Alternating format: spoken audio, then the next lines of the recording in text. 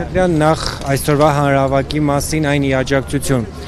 քաղբանտարկյալների, Սամվել Կարապետյանի եւ կալանավորված հոգեվորականների ու նաեւ մյուսների, ինչպիսին են սպասելիքները։ Ճիշտ ասած,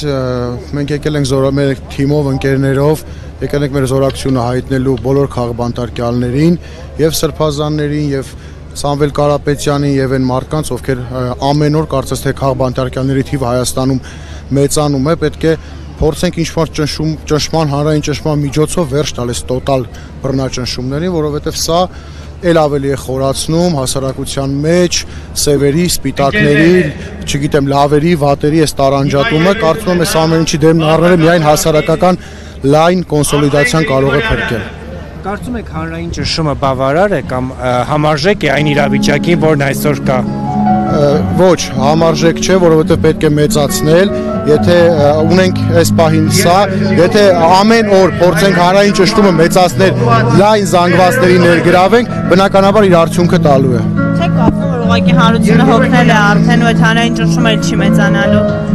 Ճիշտ ասած չեմ կարծում եմ նաև կազմակերպական ձևերի որոշակի փոփոխություն, նոր ասելիք է պետք, իսկ նոր ասելիքի դեպքում կարծում եմ հաջողություն լինելու է։ Պարոն Խաչատրյան,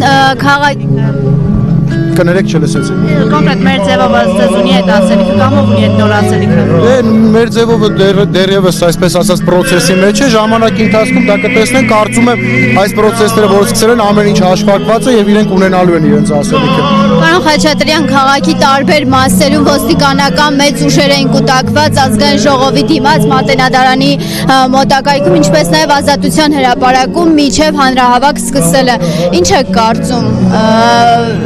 Մենք տարիներ շարունակ հանրահավաքների ժամանակ այս ամեն ինչին ականատես ենք եղել, դա նոր բան չի, դա նորություն չի, սա խոսում է իշխանությունների վախերի մասին, բավականին մեծ վախերի, դրա համար փորձում են ոստիկանության իրավապահ համակարգի միջոցով փորձել ճնշել հանրահավաքները, հասարակության բողոքները, մենք դա տարիներ շարունակ տեսել ենք, այնպես որ դրանով չեն կարող վախեցնել։ Ինչ եք կարծում, հոգեվորականների դեմ գրոհը Էջմիածին եւ Կաթողիկոսին կհասնի։ Ճիշտ ասած, մամուլով որ հետևում ենք, կարծես թե ամեն ինչ